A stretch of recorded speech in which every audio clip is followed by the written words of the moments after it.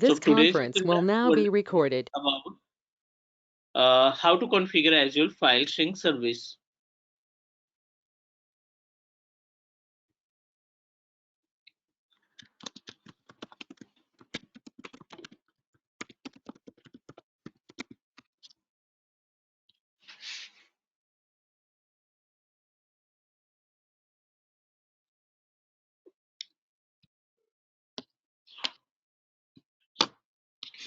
In the Azure storage part, we have another service.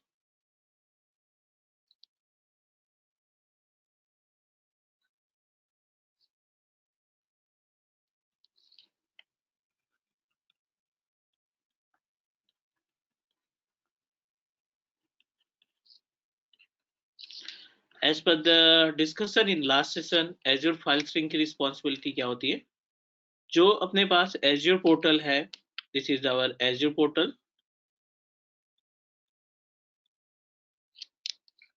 Azure File Sync.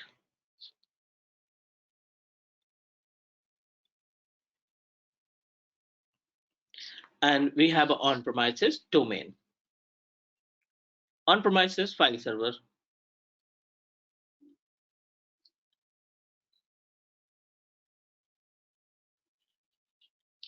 So our responsibility to synchronize on-premises file server to Azure file.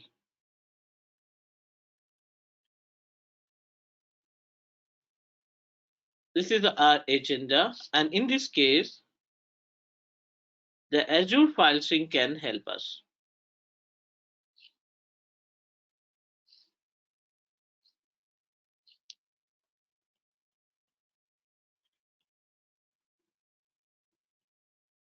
Is it okay, guys? Yes, sir. Yes, sir. Now, I'm just going to connect my on-premises machine.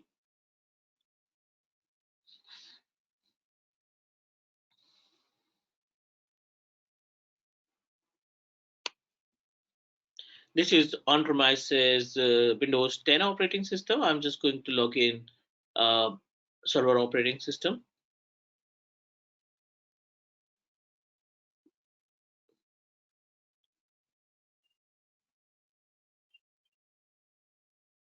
Server 2012. और इस particular machine को हम configure करेंगे file server as a map network drive इस पे तैयार करेंगे and then फिर सेम स्टोरेज को जो ऑन प्रेमाइसेस पे हमने तैयार करेंगे सेम स्टोरेज को अटैच करेंगे फाइल शेयर से और ये लाइव सिंक्रोनाइजेशन होगा जब भी कोई चेंजेस करोगे आप ऑन प्रेमाइसेस पे उसका data immediately Azure file sync पे सिंक्रोनाइज हो जाएगा if we talk about prerequisite तो सर्वर ऑपरेटिंग सिस्टम होना मस्ट है और second important part your system must be connected with minimum 20 mbps of internet connection so अगर इतनी स्पीड का इंटरनेट 10 mbps का भी इंटरनेट है तो 20 में थोड़ा सा स्पीड सही हो जाता है but in case of 10 mbps we are able to communicate large data है तो 20 mbps नॉर्मल डेटा है तो 10 mbps में हम सिंक्रोनाइज कर सकते हैं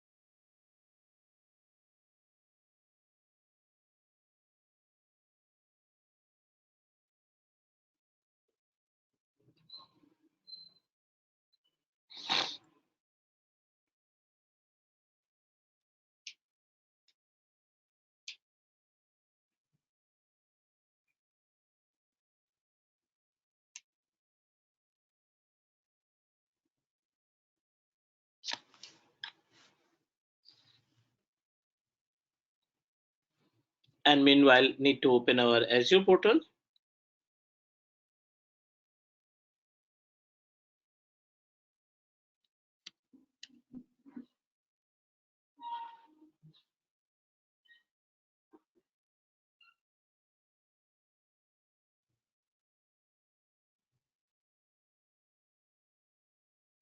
सर, Yeah.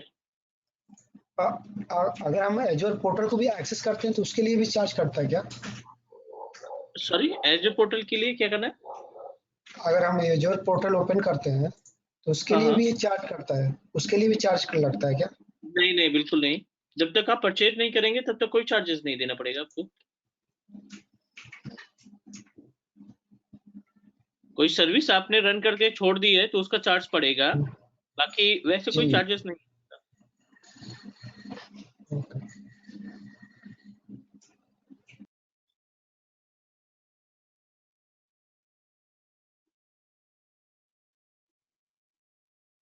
चलिए, I am just going to create a one storage account. यहाँ पे एक स्टोरेज अकाउंट तैयार कर लेते हैं, और सेम स्टोरेज अकाउंट में एक फाइल शेयर, और उस फाइल शेयर को सिंक्रोनाइज करेंगे ऑन प्रोमाइसेस के सर्वर से, जो भी हम सर्वर तैयार कर रहे हैं स्टोरेज के लिए।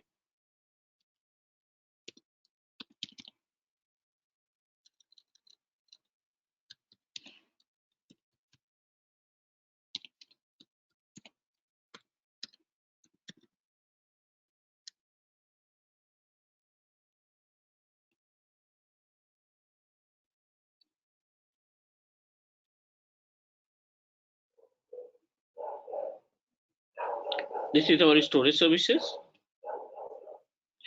Our server 2012 is ready to use.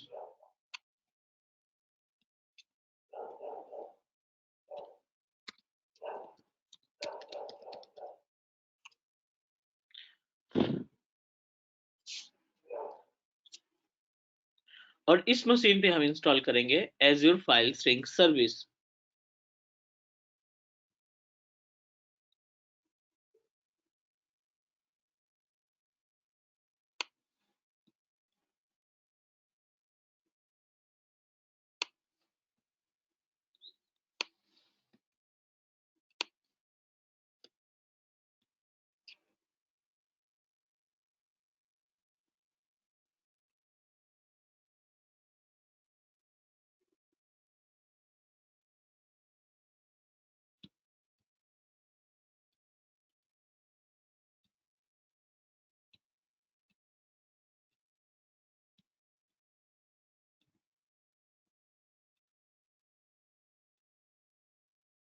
Back to the Azure portal, storage account is ready to use. I'm going to create a one storage file share.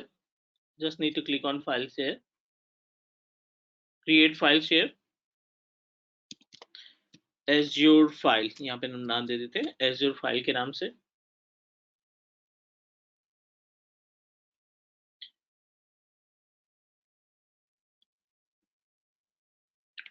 and open another page,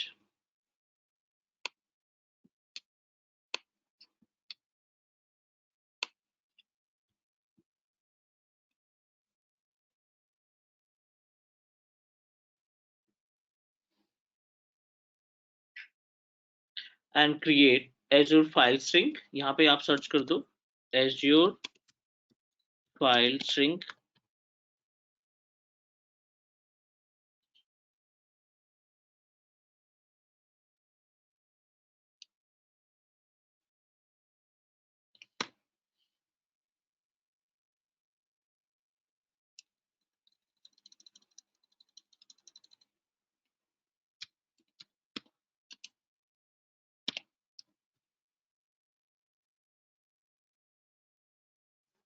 This is our Azure file sync service. Click here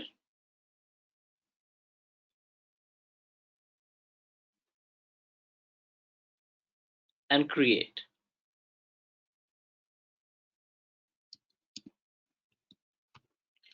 training file. The file name is training file. You must need to use a unique name.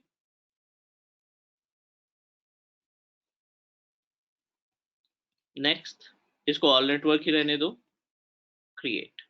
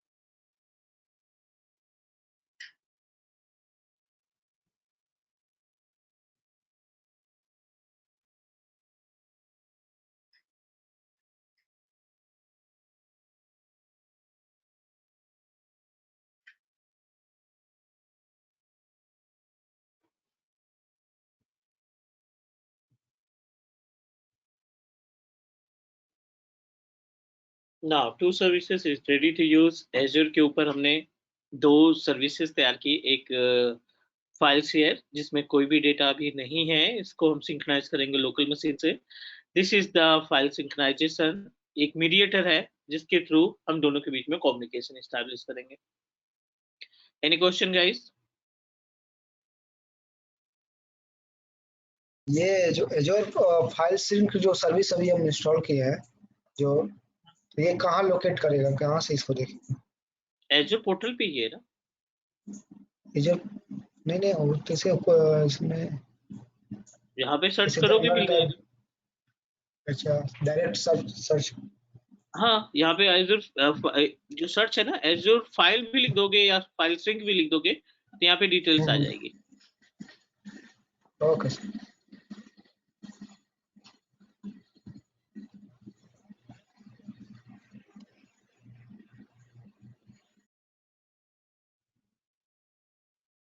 चलो, ये हो गया अपने पास file sink. ये on प्रोमाइसेस का domain means जहाँ पे हम फाइल सर्वर बनाना चाहते हैं।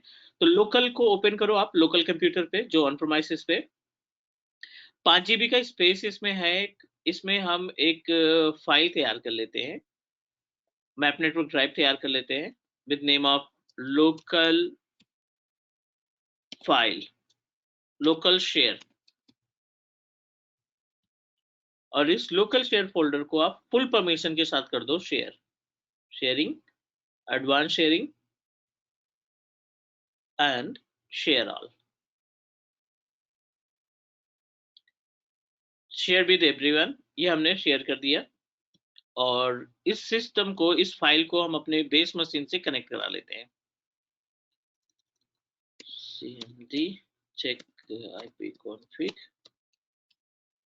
12, द आईपी एड्रेस 12। अब हम इसको कनेक्ट करा लेते हैं अपने बेस मशीन से। This is our base machine on premises /192.168.1.12।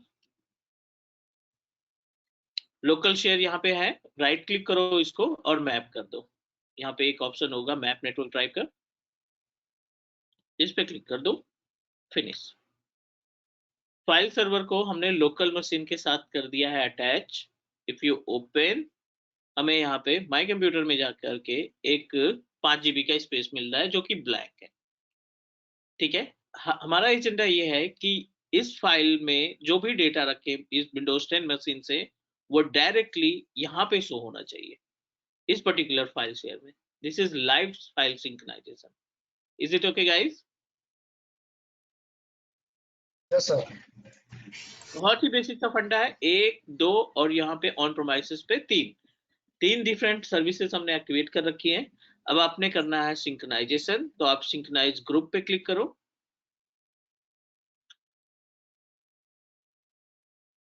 Type the name, कोई से भी नाम दे देते हैं, testing GRP। Pay as you go is our subscription. Add पे जाओ। ये हमारे पास स्टोरेज अकाउंट ट्रेनिंग स्टोरेज 1988 ये आपने प्रोवाइड कर दिया। उसके अंदर एक फाइल शेयर बनाया था एजूर फाइल शेयर, वो आप प्रोवाइड कर दो। ये बेसिक इंफॉर्मेशन देकर के क्रिएट करना है हमें। क्रिएट करने के बाद यहाँ पे एक ऑप्शन है रजिस्टर्ड सर्वर, तो सर्वर अभी रजिस्टर नहीं है, क्लिक करोगे।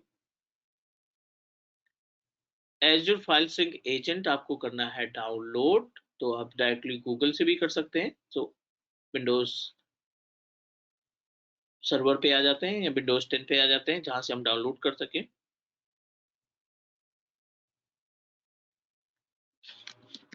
डाउनलोड एजूर फाइल सिंक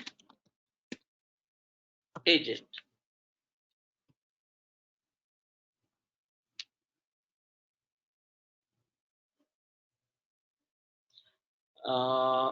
2012 के लिए हमें डाउनलोड करना है, तो यहाँ पे सर्वर 2012, 2016, 2019, 2022 सभी के लिए है। तो हम 12 पे इंस्टॉल कर रखे हैं, तो आप 2012 को सेलेक्ट करके डाउनलोड कर लो।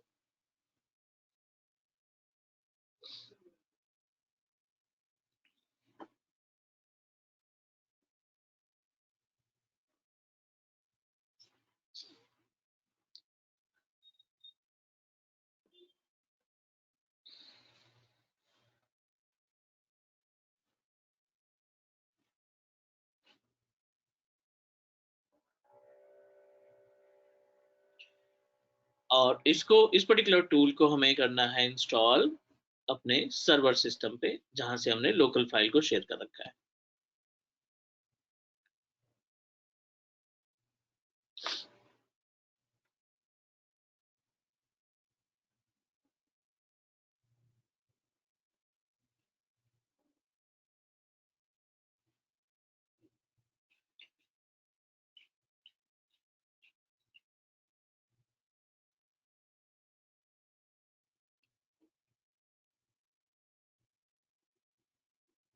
Okay, computer restart pending. So I'm just going to restart it and try again.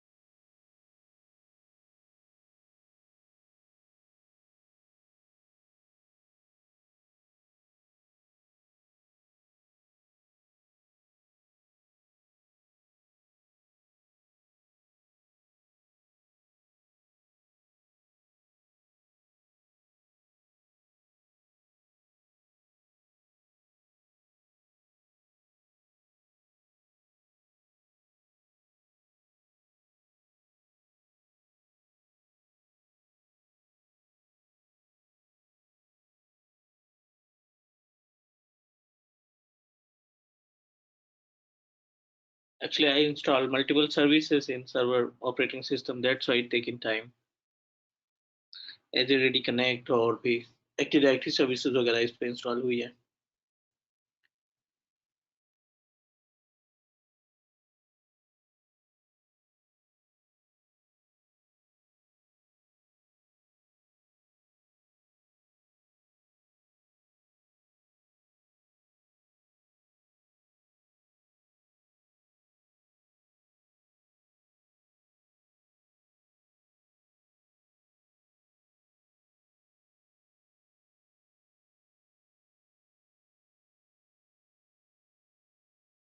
ठीक है, नीड टू लॉग इन और उसके बाद फिर हम इसको कनेक्ट कराते हैं, सॉरी इंस्टॉल करके कनेक्ट कराएंगे।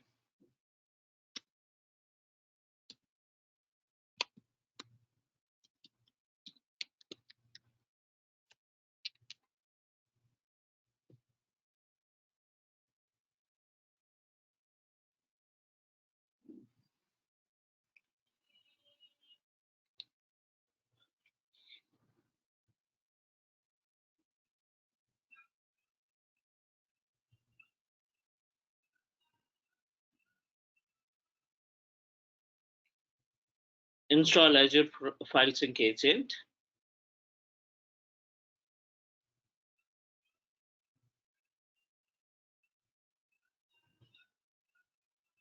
Next, next, again next. No need to make any changes. Next, next, and install.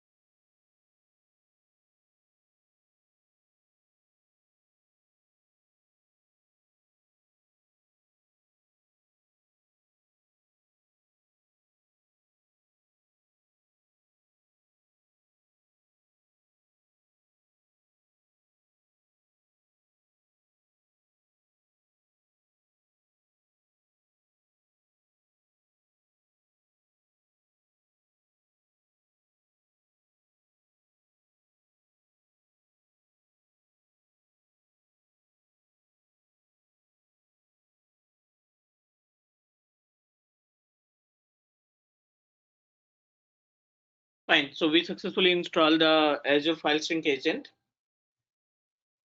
अब सिंपल से फिनिश पे क्लिक करोगे, ये रीडायरेक्ट कर देगा आपको लॉगिन पेज पे, जहां से आपको अप्रूवल देना पड़ेगा अपने अकाउंट के लिए.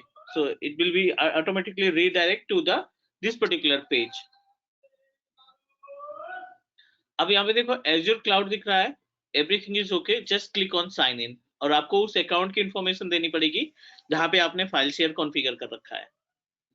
So I'm just going to use same account. The account name is aws1988@gmail.com. आपको ये साइन इन कराना पड़ेगा ताकि we will access our storage.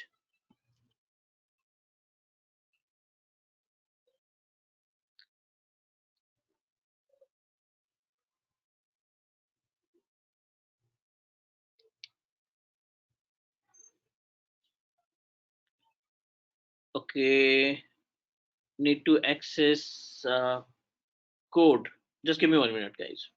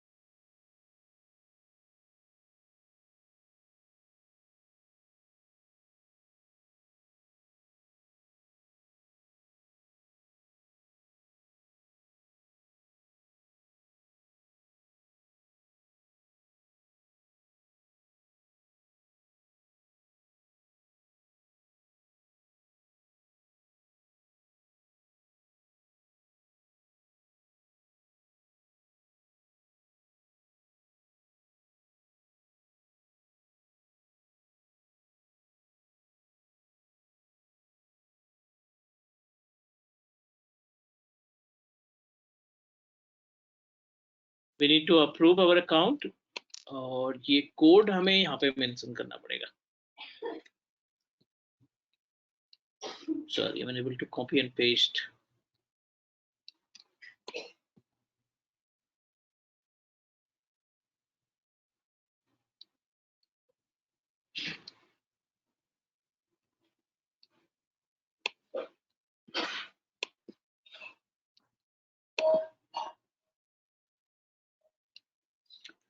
Six 324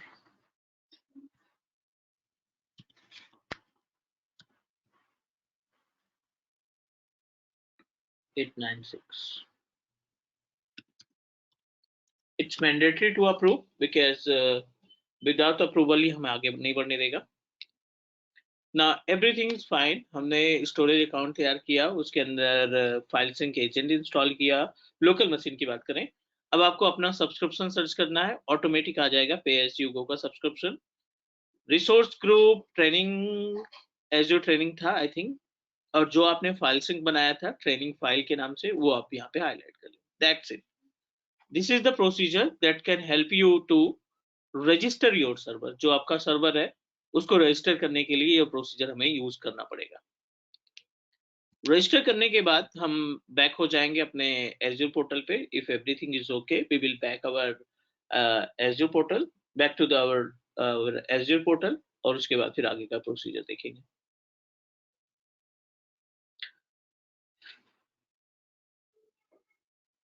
done. No need to do anything. यहाँ पे हमने सब कुछ कंप्लीट कर लिया है. Azure पोर्टल पे आ जाओ. आप देखो यहाँ पे रजिस्टर सर्वर में कुछ भी नहीं दिख रहा है. आप पेज को रिफ्रेश करो. Just need to refresh the page, और आपको ये सर्वर जो ऑन प्रेमाइसेस पे था उसकी इंफॉर्मेशन यहाँ पे दिखने लगी. That's it. No need to do anything. एक छोटी सी सेटिंग और है. छोटी सी सेटिंग ये है कि जो आपने फाइल क्रिएट की है उसका पाथ देना पड़ेगा. तो पाथ ये है e:/local share. इसको हम कर देते हैं copy. Back to the file synchronisation, और यहाँ पे हमने जो ग्रुप बनाया था उस ग्रुप पे क्लिक कर देते हैं टेस्टिंग ग्रुप के नाम से. Azure file sync already connected है, हमें ऐड सर्वर एंड पॉइंट करना है. Click add server endpoint, अपना जो रजिस्टर सर्वर है उसको सर्च करो और जो पाथ आपने कॉपी किया है उस पाथ को यहाँ पे पेस्ट कर दो, e:/local share,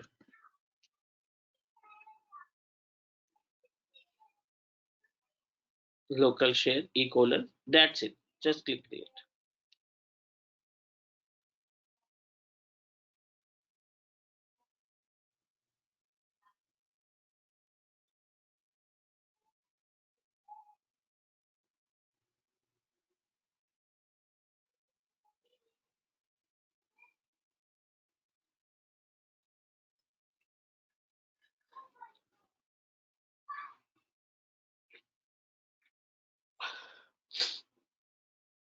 Now cool, everything is okay, I think we successfully synchronized. अभी provision में है, थोड़ा सा टाइम लगेगा इसको एक्टिव होने, so I know थोड़ा सा स्टेप means ज्यादा स्टेप फॉलो करना पड़ा.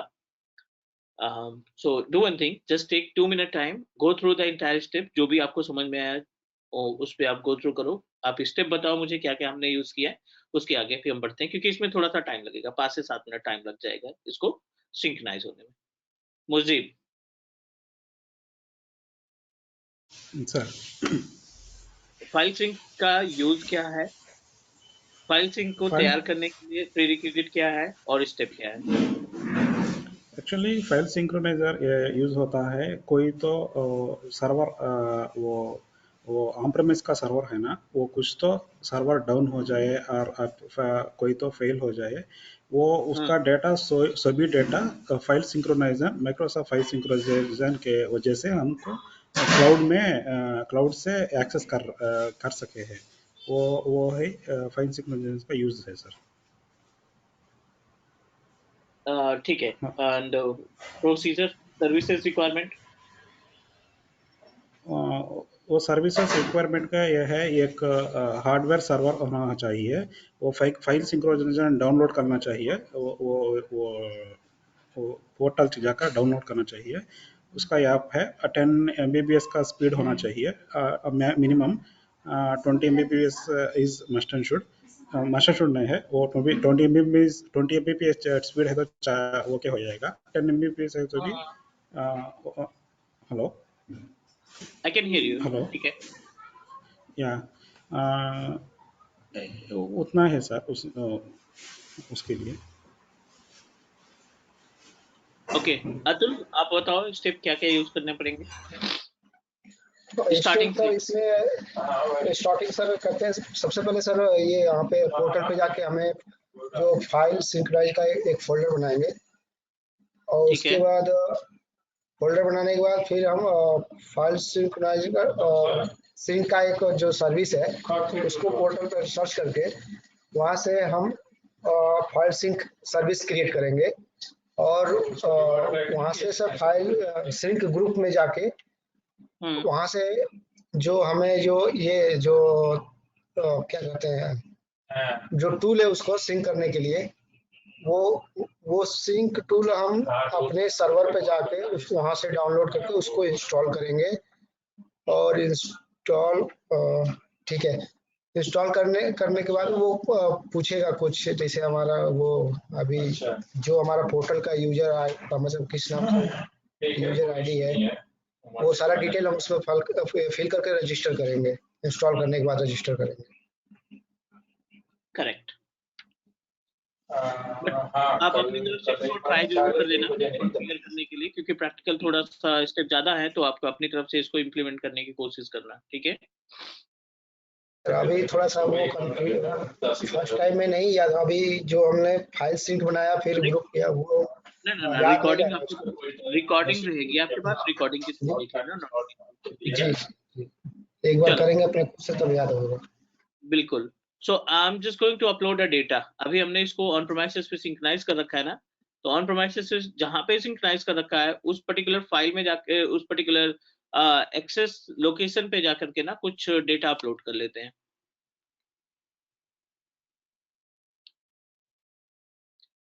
यहाँ पे ब्लैंक है पूरी तरीके से जो हमने एक्सेस किया था. एक फोल्डर बना लेते हैं पहले टेस्टिंग के लिए, टेस्ट लोकल के नाम से. और यहाँ पे एक छोटी सी फाइल रख लेते हैं, txt फाइल रख लेते हैं, that can help us to identify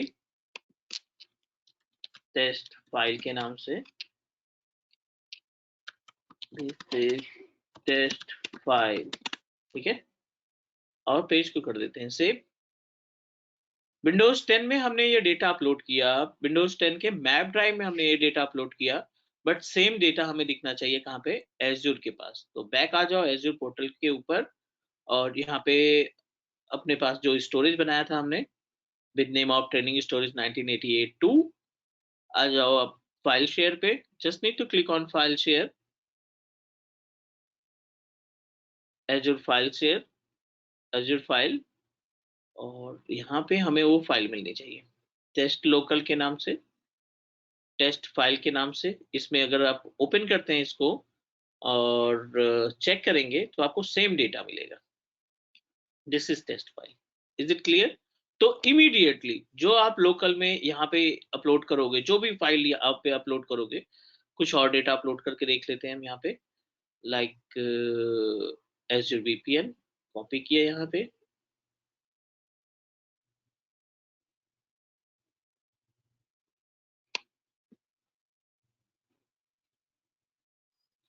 और यहाँ पे इस फोल्डर के अंदर आप इसको पेस्ट कर दो। बैक आ जाओ, यहाँ पे पेज को रिफ्रेश करो, must not in use, close करो। अब देखो एज़्योर वीपीएन जेसन यहाँ पे अवेलेबल है। Is it okay? It means that जो लोकल में बंदे डेटा रखेंगे अपना, वो डेटा ऑटोमेटिक सिंक्रोनाइज होकर के एज़्योर पोर्टल पे पहुंच जाएगा। This is the responsibility of our Azure file sync agent. Is it clear? Yes sir. Yes sir. Sir अगर हम चाह रहे हैं कि मतलब जो डेटा हम अपलोड कर रहे हैं राइट क्लाइंट सिस्टम के साथ, तो अगर हम चाह रहे हैं जो हमारे सर्वर से हम देखना चाह रहे हैं वो डेटा हम एज़्योर पोर्टल पर नहीं यूज कर सकते, मतलब नहीं करना चाह रहे हैं एज़्योर पोर्टल पर जाके, हम केवल सर्वर से मॉनिटर करना चाहते हैं कि मेरा डेटा वहां पर जा रहा है कि नहीं, वो कैसे करेंगे? नहीं सॉरी, समझ नहीं पाया। मैं ये बोल रहा हूँ सर, जैसे जो हमने मैप ड्राइव क्रिएट किया था वो हाँ क्लाइंट सिस्टम पे, ठीक, क्लाइंट हाँ सिस्टम ने अपने डेटा उस फोल्डर में डाल दिया राइट, ठीक और है। हम क्या मैं ये बोल रहा हूँ सर, हम पोर्टल पे नहीं जाके देखना चाह रहे हैं, हम सर्वर से जो सर्वर से मैप किए हैं वहां से हम मॉनिटर करना चाहते हैं, तो कैसे करें? अब जहां से शेयर किया है ना हमने, जो डेटा शेयर किया है, फोल्डर कहाँ से शेयर किया था? इस ड्राइव से शेयर किया था, लोकल शेयर। जी जी। आप सर्वर पे आओगे, जहां से आपने फोल्डर शेयर किया है उस फोल्डर की ड्राइव को ओपन करोगे, और यहाँ पे भी डेटा मिलेगा आपको। सी, हाँ यहाँ पे डेटा मिलेगा राइट, लेकिन हम कैसे यहाँ से हम कैसे मॉनिटर जानेंगे कि वो एज़्योर पोर्टल पे भी चला गया? नहीं नहीं, we need to check monitor, we need to open Azure portal ना, वेरीफाई करने के लिए एज़्योर पोर्टल ओपन करना पड़ेगा। ओके, लेकिन सर हमने जो ये सिंक जो टूल इस पे इंस्टॉल किया था हाँ, सर्वर पे, उस सिंक टूल के थ्रू देख सकते हैं क्या? नहीं नहीं, वो मीडिएटर है, वो कनेक्ट करके वो अपना काम खत्म कर देगा। उससे मॉनिटर नहीं कर सकते राइट? नहीं, मॉनिटर नहीं होगा, उससे ये वेरीफाई हो जाएगा कि आपकी मशीन जो है एज़्योर पे स्टोरेज अकाउंट से जुड़ कनेक्टेड चुकी है। है। That's okay. ठीक है, दिस इज द कॉन्सेप्ट। यहाँ तक कोई क्वेश्चन, कोई डाउट? No sir. एक छोटा सा ब्रेक लेते हैं, फिर कंटिन्यू करते हैं, क्योंकि अगला टॉपिक है वर्चुअल मशीन मैनेजमेंट। तो ब्रेक के बाद मिलते हैं और फिर डिस्कस करते हैं एज़्योर वर्चुअल मशीन। फाइन, ठीक है sir. Okay sir.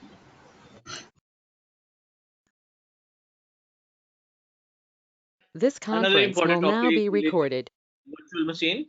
So I'm just going to define the entire content related to the VM. Storage हो गया complete. Now talk about Azure Virtual Machine Management.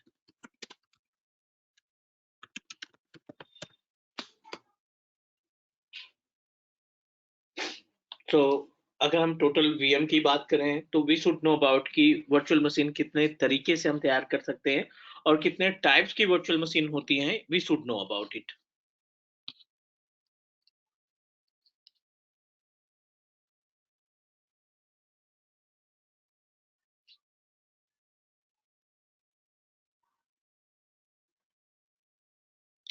We have option to create 4 different types of VM.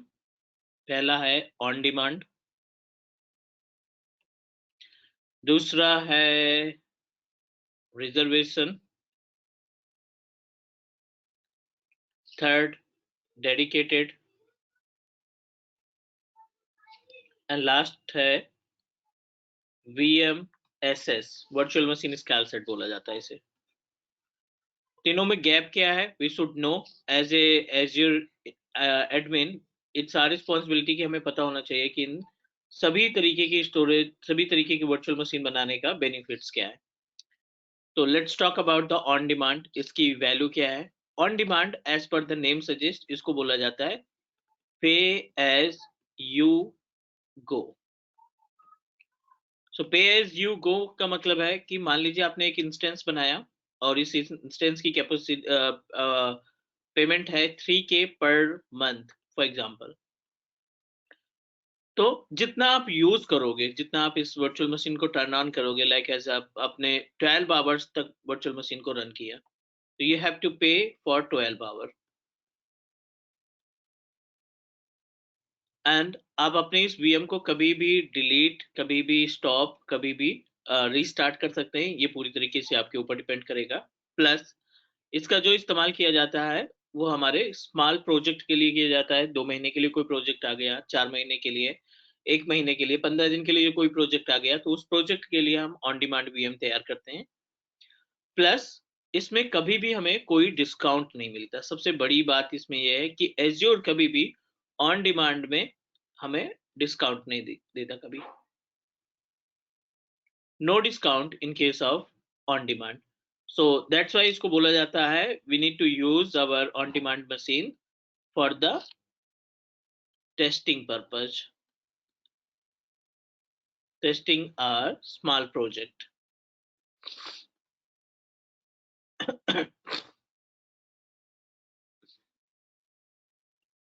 Second, reservation आता है। Reservation is one of important part or types of virtual machine creation, क्योंकि reservation के लिए आपको एक terms decide करना पड़ता है और वो terms है 1 साल का, 3 साल के लिए आप परचेज कर सकते हो और 5 साल के लिए आप परचेज कर सकते हो। 1 साल, 3 साल और 5 साल के लिए हम वर्चुअल मशीन को परचेज कर सकते हैं। सेकेंड इंपॉर्टेंट पार्ट, इस VM में, इस वर्चुअल मशीन में आपको 2 ऑप्शन मिलते हैं पेमेंट देने के। एक तो ये कि आप अपफ्रंट पेमेंट कर दो और दूसरा आप EMI में पेमेंट कर दो। अपफ्रंट पेमेंट में आपको डायरेक्टली Azure जो है 25% से लेकर के 65% तक का डिस्काउंट मिलेगा और EMI के केस में 15% से लेकर के आपको लगभग 45% का डिस्काउंट मिल जाएगा। हाँ, बट आपको ये जो VM है ना, वो लॉन्ग टर्म के लिए परचेज करनी पड़ेगी, कम से कम 1 साल और ज्यादा से ज्यादा 5 साल तक के लिए। तब आपको ये, आप बोल सकते हो कि ये डिस्काउंट ऑफर मिलेगा। थर्ड नंबर पे बात करें तो डेडिकेटेड है। Dedicated is purchase for the security purpose. ये ज्यादातर जो सिक्योरिटी के लिए यूज करते हैं, जैसे बैंक्स हो गए, फाइनेंशियल डिपार्टमेंट हो गए,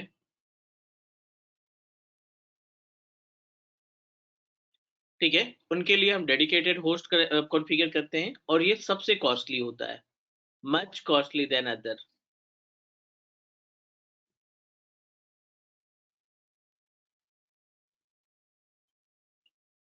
जो अदर वर्चुअल मशीन है उनकी कंपेयर में काफी ज्यादा इसका पेमेंट हमें देना होता है। और लास्ट में VMSS है। VMSS का मीनिंग क्या होती है? Virtual machine scale set. इसमें मिलेगा आपको एक क्लस्टर और उस क्लस्टर में आप मल्टीपल VM बना सकते हैं। अप टू 1000 वर्चुअल मशीन एक क्लस्टर में बन जाएगी। और इसकी खासियत क्या है? इसकी खासियत ये है कि आपको ये ऑटो स्केलिंग का सर्विस प्रोवाइड करेगा। It give you the option of auto scaling, means auto scaling up and auto scaling down. So in और आउट के केस में अगर CPU का कंजप्शन बढ़ता है तो VM ऐड कर देगा, CPU का कंजप्शन कम होता है तो VM को डिलीट कर देगा। हम इसके बारे में प्रैक्टिकली डिस्कस करेंगे, बट आप पहले एक बार ये जो चारों स्टेप है, चारों तरीके हैं वर्चुअल मशीन को मैनेज करने के, इनके बारे में एक बार गो थ्रू कर लो or let me know if you have any question.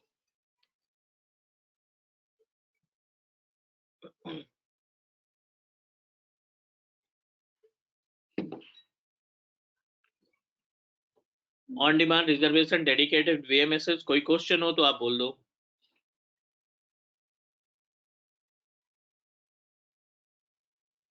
Sir VMS में ये जो क्लस्टर करना जो VM होता है, मतलब ये डिपेंड करता है कि मतलब हमारे यूजेज कितना है, जितना यूज रहेगा उसी हिसाब मतलब ऑटोमेटिक वो VM क्रिएट करेगा, ऐसा है क्या? नहीं, ऑटो स्केलिंग अपने हिसाब से क्रिएट करेगा, लेकिन स्टार्टिंग में आपको नंबर डिसाइड करने पड़ेंगे कि स्टार्टिंग में कितने VM आप बनाना चाहते हैं। जैसे 5, 10, 15 वो आपको डिसाइड करने पड़ेंगे कि हम स्टार्टिंग में 5 VM बना लेते हैं, बाकी की VM बाद में अपने आप जरूरत पड़ेगी तो ऑटो स्केलिंग ऐड कर देगा। ओके बट एक नंबर आपको अपनी तरफ से डिसाइड करना पड़ेगा, एक नंबर आपको देना पड़ेगा। राइट। ठीक है, any other question about the other जो अलग अलग स्टोरेज हैं? ऑटो स्केलिंग में मिनिमम कितने हैं सर? 2 से स्टार्ट होते हैं और मिनिमम क्या इतना नहीं, आप एक है भी क्या? बना सकते हो, ऐसा कुछ नहीं कि 2 से स्टार्ट करोगे, आप एक भी वर्चुअल मशीन बना सकते हो। एक वर्चुअल मशीन से लेकर के 999 मतलब 999 VM आप एक साथ बना सकते हो। वो आपके ऊपर डिपेंड करता है कि आप कितनी VM एक साथ बनाना चाहते हैं। अगर आपका बिजनेस बड़ा है, आपको लगता है नहीं कस्टमर ज्यादा है, आपकी वेबसाइट बहुत ज्यादा यूज में आएगी, तो आप एक साथ 10 मशीन बना सकते हो कि हाँ एटलीस्ट जब भी कोई प्रॉब्लम आए तो ये हमारा जो BMSS सर्विस है वो हमारा मैनेज कर सके।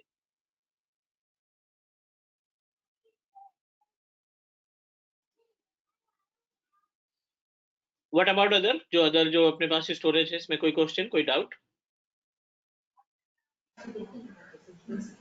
सर ठीक है ना, अदर के केस में क्लियर है। So I am just going to create a virtual machine from start. On demand से स्टार्ट करते हैं, और रिजर्वेशन तो कर नहीं पाएंगे, रिजर्वेशन और डेडिकेशन के लिए आपको इंटरप्राइज अकाउंट चाहिए। ठीक है, तो विल डिस्कस अबाउट VMSS और ऑन डिमांड का प्रैक्टिकल देखेंगे, इनका कॉन्सेप्ट देखेंगे कहाँ से क्या एक्टिविटी होती है।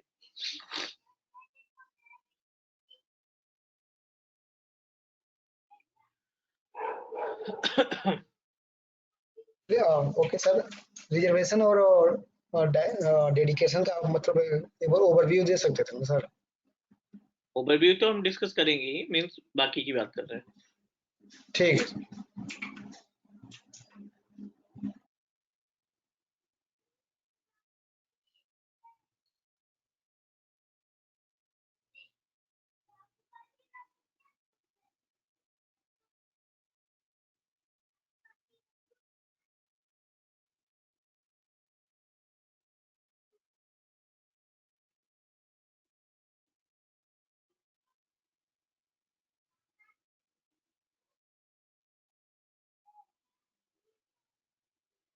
चलो let's start from very basic in the sense कि पहले हम डिस्कस कर लेते हैं अपने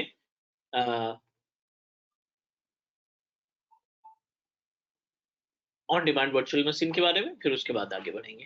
क्योंकि ऑन डिमांड वर्चुअल मशीन के अंदर क्रिएट करते समय we will get a lots of option, बहुत सारी सर्विसेज, बहुत सारे फीचर्स आपके इसमें ही मिल जाएंगे। तो we need to know about each and everything. Open our Azure portal and as we know that virtual machine जो है ऑप्शन है हमारे पास किसका, related to our compute services. तो हमें कंप्यूट सर्विसेज ओपन करना है। हाँ जी, इसमें सर हमने जो स्टोरेज में पढ़े थे अभी, तो फाइल है उसके नीचे भी 2 ऑप्शन थे, तो उसके बारे में हम लोग डिस्कस नहीं किए sir. not required for admin label, which is for development point। Content के केस में फाइलर क्यू का यूज नहीं है हमारे एडमिनिस्ट्रेटर के पार्ट में, only for the level of development part, उस केस में यूज होता है उसका। Okay sir.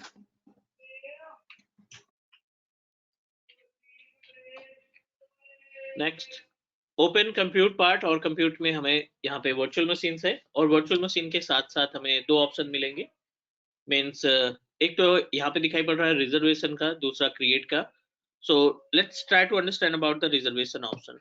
क्लिक करते हैं यहाँ पे, although we are unable to create, लेकिन ऑप्शन देख सकते हैं कि कितने सर्विसेज हैं जो रिजर्वेशन में परचेज की जा सकती हैं।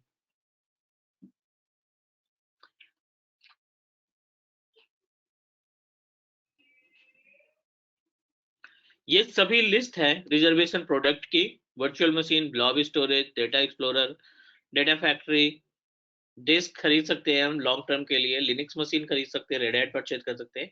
ये सभी रिसोर्सेज हम लॉन्ग टर्म के लिए, means long term in the sense आप बोल सकते हो कि 1 साल 2 साल 1 साल 3 साल 5 साल के लिए हम अपनी वर्चुअल मशीन को परचेज कर सकते हैं, या इतनी सर्विसेज में से कोई सी सर्विसेज हमें इतने समय के लिए परचेज किया जा सकता है। तो not only the virtual machine, कई सारी रिसोर्सेज हैं, कई सारी सर्विसेज हैं जिसको हम लॉन्ग टर्म के लिए परचेज कर सकते हैं। वीएम सेलेक्ट करते हैं और यहाँ पे देखते हैं कि क्या क्या ऑप्शन है। वीएम के केस में मल्टीपल ऑप्शन दिखाई पड़ रहे हैं। पहला आप यहाँ पे रीजन एंड जोन सेलेक्ट करेंगे, तो कोई सा भी लोकेशन आप सेलेक्ट कर सकते हैं। सेंट्रल यूएस की बात कर लेते हैं, and this is the terms. तो टर्म की बात करें तो अब 1 ईयर, 3 ईयर, 5 ईयर या none in the sense we don't want to create.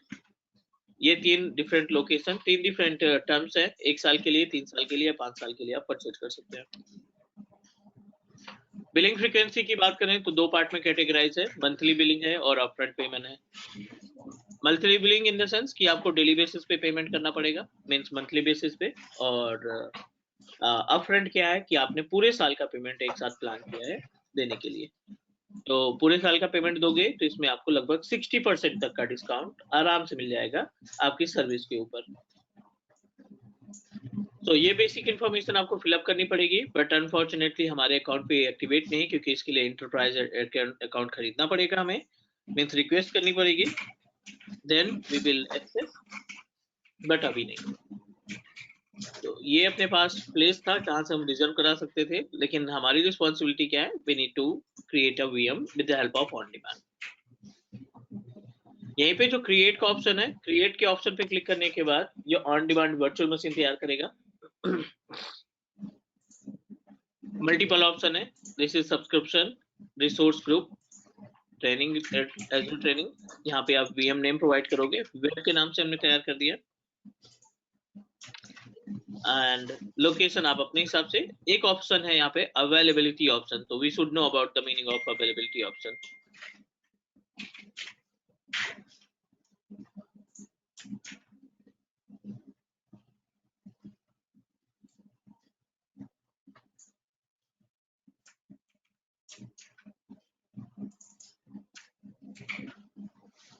चलो, यहाँ पे एक ऑप्शन है अवेलेबिलिटी ऑप्शन, और इसको आप क्लिक करोगे तो 2 ऑप्शन मिलेंगे। स्केल सेट तो हम उसी में बात करेंगे, जोन है और availability set. Really important option virtual machine के केस में, थोड़ा सा समझने की कोशिश करते हैं क्या है ये।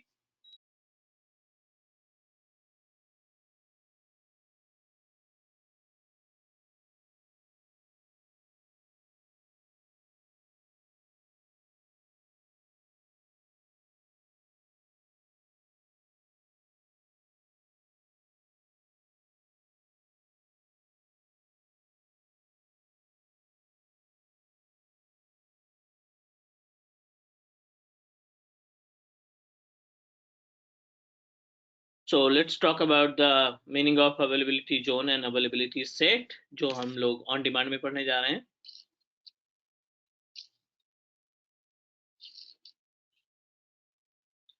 मैनेज ऑन डिमांड वीएम, ठीक है। ऑन डिमांड वीएम के केस में एक ऑप्शन हमें मिला है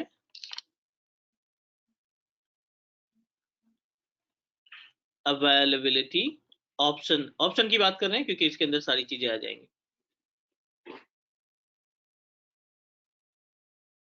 और अवेलेबिलिटी ऑप्शन में 2 पार्ट में कैटेगराइज किया गया है। पहला है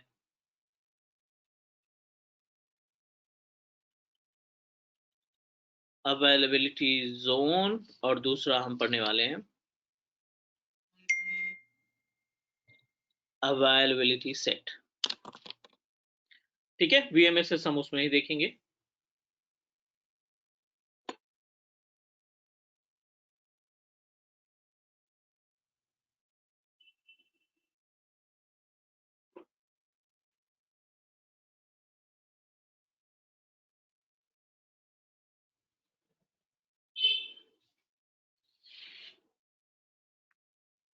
Guys, can you hear me? Yes sir. चलो, अवेलेबिलिटी सेट, और एक हम यहाँ पे अपने हिसाब से ऐड करना चाहते हैं विदाउट अवेलेबिलिटी। अगर आप विद अवेलेबिलिटी जाते हैं तो क्या होगा, और विदाउट अवेलेबिलिटी सेट जाते हैं तो क्या मिलेगा।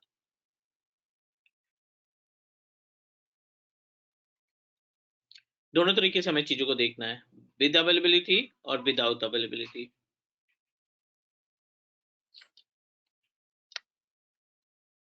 पहले विदाउट वाला समझ लेते हैं ताकि चीजें क्लियर हो जाए, इसकी वैल्यू समझ में आ जाए कि विद और विदाउट में क्या गैप है।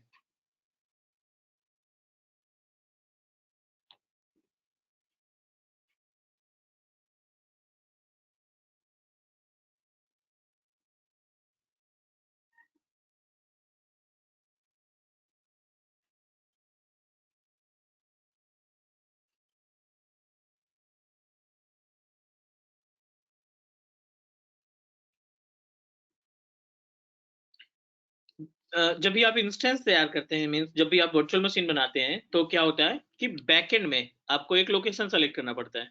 Mujeeb, could you please define the difference between zone and reason?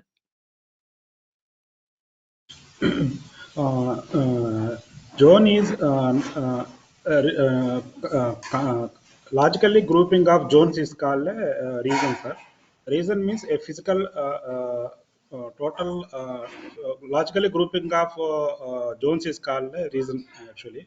Why? Because zone are nothing but a physical data center.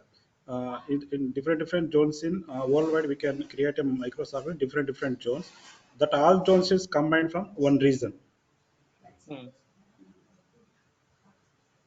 Hello. Okay. That grouping of zones is called a region, sir. तो कोई example है अपने पास? Yeah. Actually अब Microsoft है ना, वो different zones create करे sir. अब example US zone and US में एक डाटा सेंटर रखे, मुंबई में एक डाटा सेंटर रखे, चेन्नई में डाटा सेंटर रखे, ये सब भी एक फिजिकल डाटा सेंटर से रखे। ये टोटल कंबाइंड करके ये सबको मिलाकर एक रीजन कहलाते हैं sir.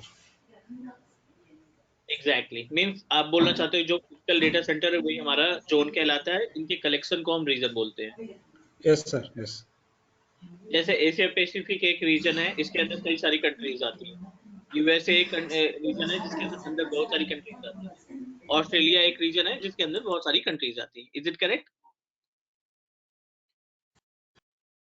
Yes sir. Yes sir, जैसे अभी हम वीएम बना रहे हैं तो उसमें रीजन दिखा रहा था, जैसे ईस्ट यूएस और एशिया, ईस्ट एशिया। तो ईस्ट एशिया में जितने हमारे डेटा सेंटर हैं वो जोन होंगे और ये रीजन है sir. Sorry, exactly.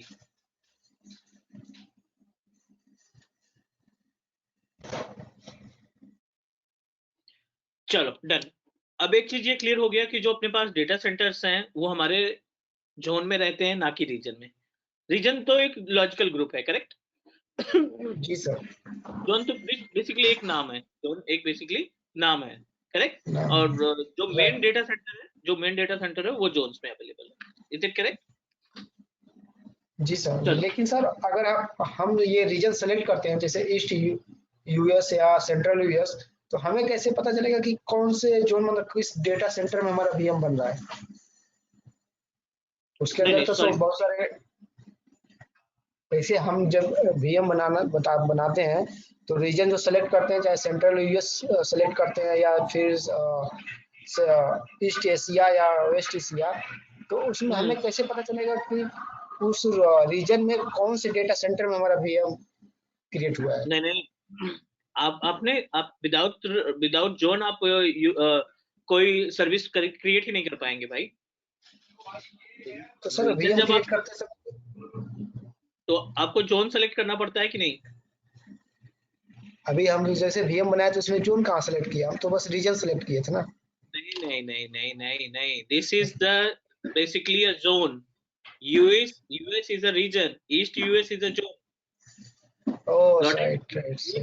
US Got it. सब में दिखाई पड़ रहा है भाई. This is एशिया जी पैसिफिक सर. सब में दिखाई पड़ रहा है. तो ये रीजन हो गया और ये ऑस्ट्रेलिया ईस्ट जो है जोन हो गया. समझ गया सर. हमें चलो लग रहा था आगे. कि रीजन. ठीक है सर. ठीक है. तो अब विदाउट अवेलेबिलिटी सेट में क्या होता है, आपने सेलेक्ट किया एक लोकेशन ईस्ट यूएस. ठीक है, दिस इज आवर लोकेशन. और इन्होंने ईस्ट यूएस में ना हंड्रेड्स ऑफ डेटा सेंटर बना रखे हैं. एक पर्टिकुलर लोकेशन की बात कर रहे हैं ईस्ट यूएस की, हंड्रेड्स ऑफ होस्ट बना के रखे हैं हाई कॉन्फ़िगरेशन के. जब भी आप वीएम परचेज करते हैं ना, वो आपके कहीं ना कहीं रेंडमली एक होस्ट पे पिक कर देता है, और जो हमारी वीएम होती है वो किसी होस्ट का पार्ट होता है. Is it correct? और सबसे जी बड़ी Yes, sir. बात ये Yes, sir. सबसे बड़ी बात ये है अवेलेबिलिटी सेट के इसमें, इसी होस्ट से हजारों वीएम रन कर रही हैं. इसी होस्ट पे हजारों वीएम रन कर रही हैं. हर एक अकाउंट में अलग अलग. आपका अकाउंट है, आपने वीएम बनाया. मेरा अकाउंट है, हमने एक वीएम बनाया. अतुल का एक अकाउंट है, अतुल ने एक वीएम बनाया. और तीनों लोगों का अकाउंट अलग है. आपने अपना क्रेडिट कार्ड, मैंने अपना क्रेडिट कार्ड, अतुल ने अपना क्रेडिट कार्ड यूज किया, और गलती से हर लोग सभी लोग एक ही लोकेशन में वीएम बना रहे हैं ईस्ट यूएस में. तो सबकी वीएम एक ही डेटा सेंटर से मे बी की आ रही हो, मे बी, बट चांसेस है कि एक ही डेटा सेंटर से आएगी. तो इसमें दो चीजें दिक्कत आती है. एक तो बंदा सिक्योरिटी को लेकर परेशान हो जाता है कि सिक्योरिटी क्या दे रहे हो, क्योंकि अगला बंदा भी इसी में वर्चुअल मशीन बना रखा है, हमने भी इसी में वीएम बना रखा है. तो एक कंसर्न आता है सिक्योरिटी का. दूसरा आता है कि आप अप टाइम कितना दोगे, जिसको बोला जाता है फॉल्ट टॉलरेंस. तो यहाँ पे आपको फॉल्ट टॉलरेंस मिलेगा 95.99% फॉल्ट टॉलरेंस. ठीक है, 95.99% का मतलब क्या होता है, 1000 डे में, 1000 दिन में, ठीक है, एक दिन आपका मीन्स पूरे डे में से एक दिन आपका जो सर्वर रहेगा वो डाउन जाना चाहिए मेंटेनेंस के लिए. Is it clear? जी सर. 95.99% का मतलब हुआ 1000 डेज में एक डेज आपका सर्वर जो है डाउन में जाएगा मेंटेनेंस पर्पज के लिए, जो आपको देखना पड़ेगा. ये एज्योर कहता है. ठीक है. अब बहुत ही छोटा सा एग्जांपल की बात कर लेते हैं. लाइक चलो ठीक है, अगर हमारा छोटा बिजनेस है तो एक दिन डाउन चला जाएगा, हमें कोई प्रॉब्लम नहीं होगी. Is it correct? उतना ज्यादा फर्क नहीं पड़ेगा. लेकिन यहीं पे अगर आपका बिजनेस बहुत बड़ा है, आप अमेजोन रन कर रहे हो, तो आप सोचो कि एक दिन डाउन जाने का कितना ज्यादा लॉस है. आई एम नॉट सेइंग कि आपको जो बंदे प्रोडक्ट परचेज कर रहे हैं वो प्रोडक्ट नहीं परचेज करेंगे, वो अलग का मैटर है. ठीक है. ई कॉमर्स बिजनेस में क्या होता है, सबसे बड़ा जो पंगा रहता है ना, वो रहता है ट्रस्ट का. क्लियर? जो आपके कस्टमर जाएंगे उसकी कोई हेडेक नहीं है. मींस ट्रस्ट क्या है कि आगे से बंदे, you know that Snapdeal, have you idea about Snapdeal? Yes sir. Yes, sir. तो आप अगर हम बात करें स्नैपडील को, तो 2015 16 2014 15 16 3 साल केवल और केवल इंडिया मार्केट में स्नैपडील का था. Is it clear? Is it correct? Yes, sir. कुछ भी प्रोडक्ट, कुछ भी ऑनलाइन हमें परचेज करना है, we must need to purchase from Snapdeal. But I think, I don't know कि आज की डेट में कोई परचेज करता होगा.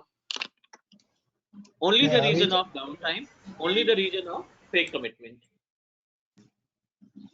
सो अगर आप पॉपुलर वेबसाइट रन कर रहे हैं एजोर पोर्टल के थ्रू, और आपको लगता है कि नहीं हमें डाउन टाइम बिल्कुल नहीं चाहिए, तो आप विदाउट अवेलेबिलिटी सेट तो जाएंगे ही नहीं. Is it correct?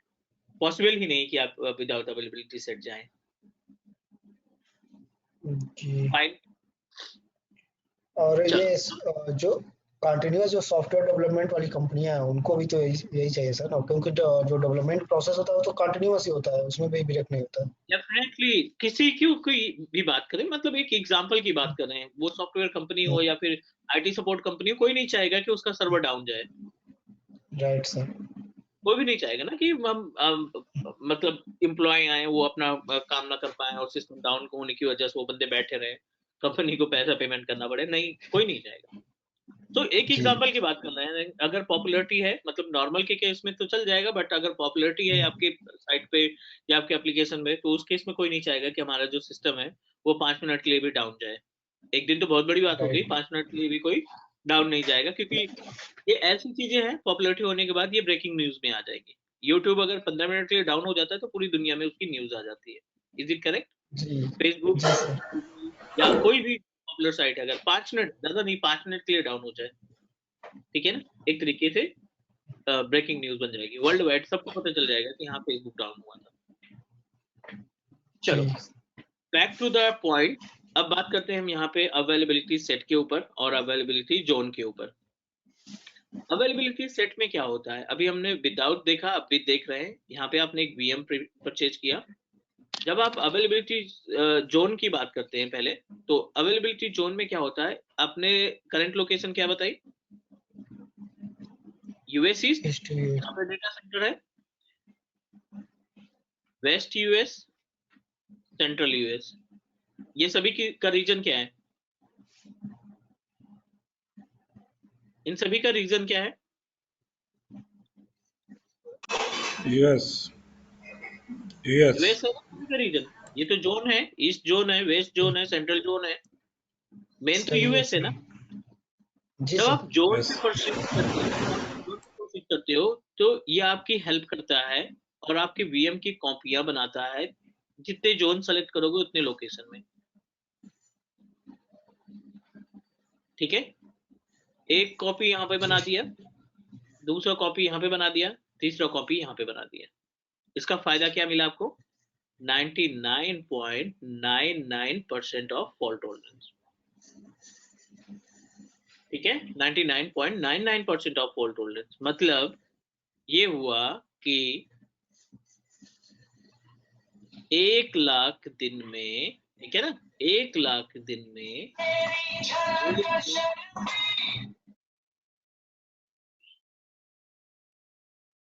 एक दिन डाउन टाइम जाएगा। Is it clear? सर 1,000 दिन से डायरेक्ट 1,00,000 डेज पे पहुंच गया।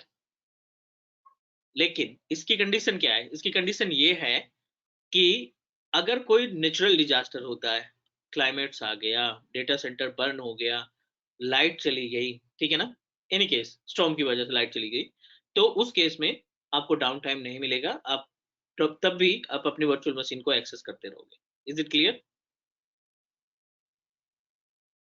ये यस चीज सर समझ में आई क्या? लेकिन सर लाइक अच्छा एक सही है सर।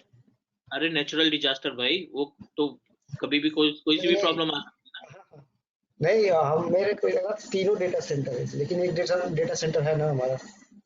ना। जैसे आपने ये बोला था नेचुरल डिजास्टर या फिर कोई भी लाइट जाने के लिए, तो दो ही हमारे जो डेटा है वो तीन डेटा सेंटर में जा रहे हैं ना, तो दो भी जा चला जाएगा तभी हमारा डेटा रहेगा। राइट। एग्जैक्टली ना। तो इसके लिए आपको थोड़ा सा पेमेंट भी ज्यादा देना पड़ेगा, क्योंकि जी आप 3 कॉपियां और मतलब 3 डेटा सेंटर के सर्विसेज को यूज कर रहे हैं और आपको 1,00,000 day and 1 day of down time.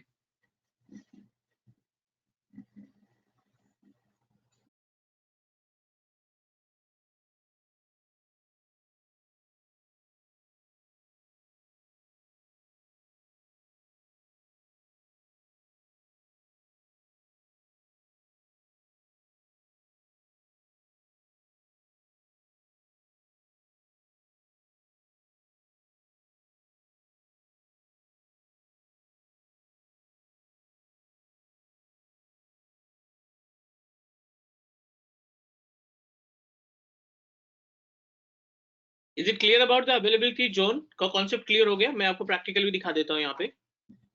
जी अब सर। देखो यहाँ पे अगर आप जोन सेलेक्ट करते हो ना, तो आपसे पूछेगा सिर्फ नंबर 1 2 3, ठीक है ना। एक तो आपके पास ऑलरेडी है ही है, यूएस ईस्ट। एक सेलेक्ट करोगे तो दूसरी जगह बना देगा, 2 सेलेक्ट करोगे तो 3 जगह बनाएगा, 3 सेलेक्ट करोगे तो टोटल 4 लोकेशन में बना देगा। This is availability zone. अब अवेलेबिलिटी सेट को देख लेते हैं। अवेलेबिलिटी सेट में 2 ऑप्शन मिलेंगे आपको। एक है फॉल्ट डोमेन, दूसरा है update domain, correct. Fault domain में कितने नंबर्स दिखाई पड़ रहे हैं? फॉल्ट में सर 2 दिखा रहे हैं और अपडेट और डोमेन में 5। 5। ये नंबर आप बढ़ा सकते हो, कम कर सकते हो, ये आपके ऊपर डिपेंड करता है। जी, तो चार्जेस जो लगेंगे उसी हिसाब से तो इंक्रीज हो जाएंगे ना। नहीं देखो, चार्जेस आपका केवल फॉल्ट डोमेन का पड़ेगा, अपडेट डोमेन का नहीं। अपडेट डोमेन तो बेसिकली वो होता है ना कि जब फॉल्ट डोमेन में कोई प्रॉब्लम आ गई तब update domain come into the picture. आपको जो पेमेंट है जस्ट डबल देना पड़ेगा। अपडेट डोमेन में अभी आपको समझाता हूँ इसमें क्या है concept. Fault domain, update domain. जी, चलिए आ जाते हैं यस बैक सर, इस पे, बताइए इसको। अवेलेबिलिटी सेट पे आ जाते हैं।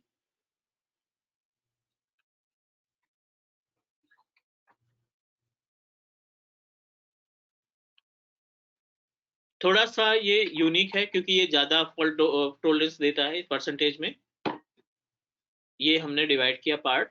This is our virtual machine और हम इसको क्रिएट करना चाहते हैं किसमें, अवेलेबिलिटी सेट में। अवेलेबिलिटी सेट में 2 फॉल्ट डोमेन आपने बताया,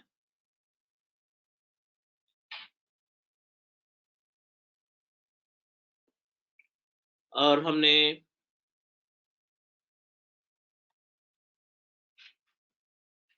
अपडेट डोमेन में 5 बताया, राइट।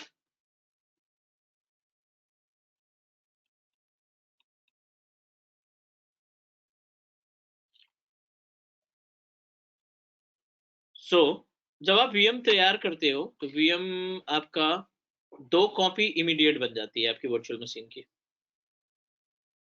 तुरंत के तुरंत 2 कॉपियां तैयार हो जाएंगी। दूसरा, अब इन दोनों डोमेन में कभी अगर ये डोमेन डाउन हो गया तो आपको एक्सेस यहां से मिल जाएगा। अगर ये दोनों ये डाउन हुआ तो यहां से जाकर के ये अप कर देगा, अपडेट डोमेन बन जाएगा, यहाँ 4 डोमेन बचेगा।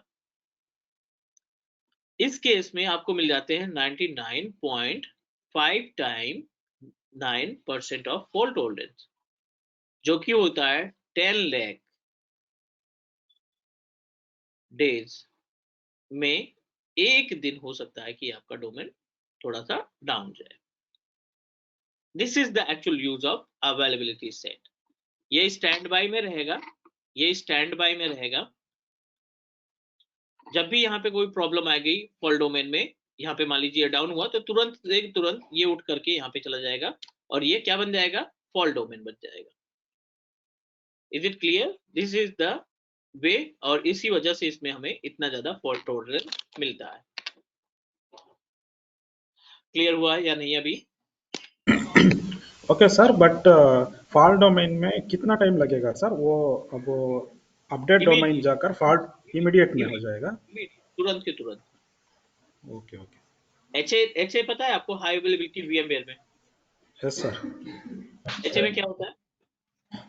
When an ESXi host fail in a cluster, all VM running on that host will be migrated to the another host on a cluster. वो होता इमीडिएटली। है sir? Yes sir. Same immediately होता है।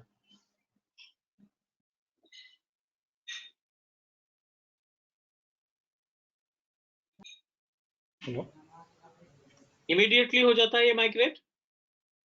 Yes sir, migrate हो immediate होता है sir.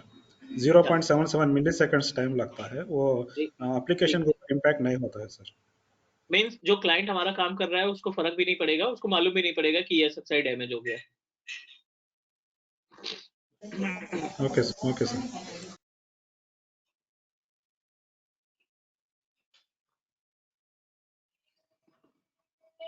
Correct. तो ये अपने पास हो गया तीनों तरीके के फॉल्ट टॉलरेंस के बारे में। एक बार गो थ्रू करो और लेट मी नो अगर आपको लगता है कोई क्वेश्चन है इसमें तो।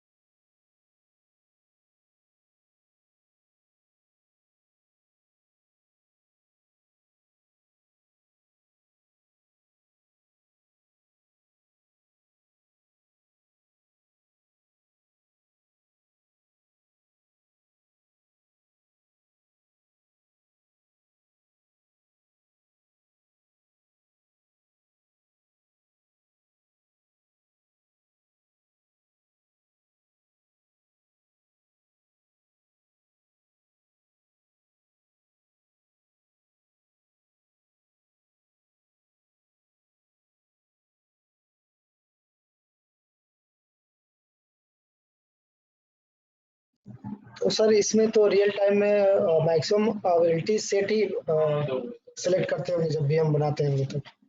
एग्जैक्टली क्योंकि जो नेचुरल डिजास्टर की वो प्रॉब्लम है, क्योंकि ये जितने भी डेटा सेंटर रहते हैं ना, इनको जी एक तो अर्थक्वेक प्रूफ बनाया जाता है एंड स्टॉर्म प्रूफ बनाया जाता है। मीन्स बहुत सारी चीजें देखनी पड़ती है, क्योंकि ये जी अप्रोक्सीमेटली ये you know that normal HCL के डेटा सेंटर की बात करें या लोकल डेटा सेंटर की बात करें, तो ये लोग भी अपना जो डेटा सेंटर है ना, वो जमीन के नीचे बनाते हैं। Is it correct? जी सर। तो चांसेस कम ही रहते हैं, इस वजह से अवेलेबिलिटी सेट पे हमें मूव करना चाहिए, क्योंकि सेट जो कॉन्सेप्ट है ये थोड़ा सा बेटर है in compare of other. Means zone के केस में थोड़ा सा कम है, अवेलेबिलिटी सेट को ज्यादा लोग प्रिफर करते हैं। जोन में सर 95 मतलब जोन में अगर हो सकता है चांसेस हो जाए, क्योंकि हमारे दो ही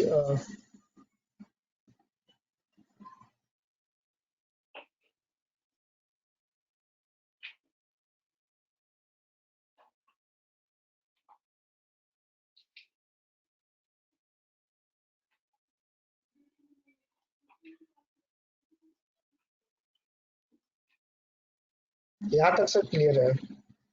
कोई डाउट कोई क्वेश्चन यहाँ तक? यहाँ तक सब क्लियर।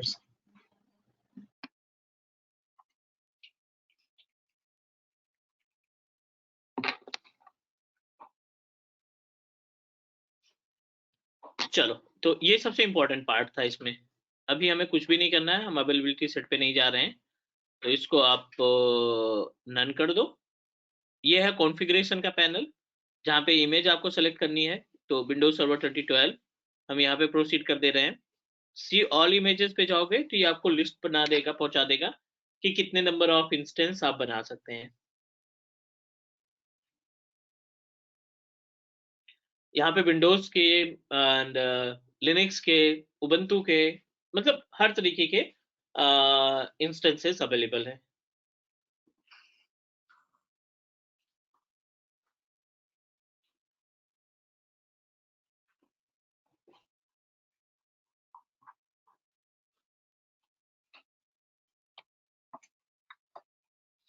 जो भी ऑपरेटिंग सिस्टम आपको सेलेक्ट करना है, वो ऑपरेटिंग सिस्टम आप यहाँ से डायरेक्टली सेलेक्ट कर सकते हैं। But I am just going to create a virtual machine with Windows server 2012, तो no need to do anything. यहाँ पे हम सिंपल सा विंडोज सर्वर के इमेज को सेलेक्ट कर लेंगे।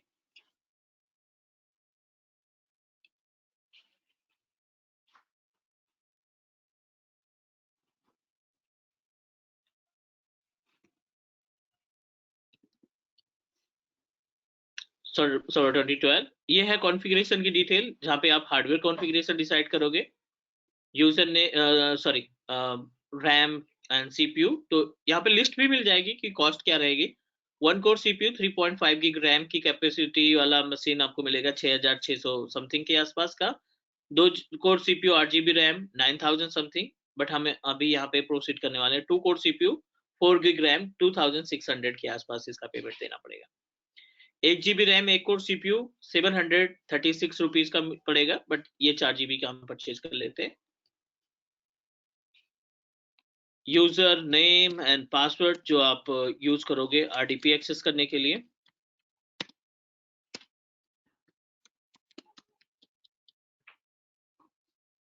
थ्री 389 ये आरडीपी मीन्स पोर्ट एक्सेस करने के लिए।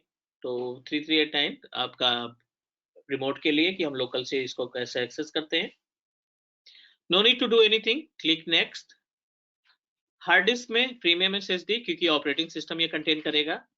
हार्ड डिस्क हम क्रिएट होते समय भी लगा सकते हैं, मशीन बनने के बाद भी हार्ड डिस्क को कनेक्ट किया जा सकता है। Next, networking, no need to make any changes, क्योंकि अभी हमने नेटवर्किंग के बारे में डिस्कस नहीं किया, तो डिफॉल्ट नेटवर्किंग जो है उसी पे हम प्रोसीड कर देंगे। Next, no need to do anything, ये लास्ट स्टेप है, यहाँ पे रिव्यू एंड क्रिएट करेंगे। It will check the entire setting, और ये फाइनल कॉस्ट आ रही है 3.5734 INR पर आवर, ये आवरली बेसिस पे, क्योंकि ऑन डिमांड है। क्रिएट।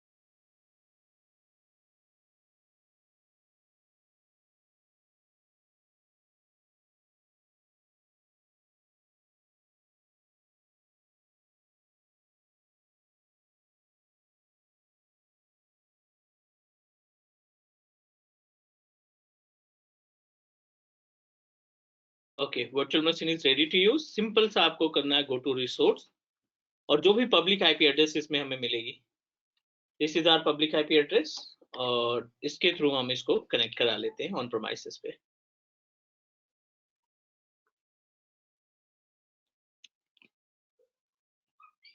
यूजर आईडी पासवर्ड हम ऑलरेडी कॉन्फ़िगर कर चुके हैं।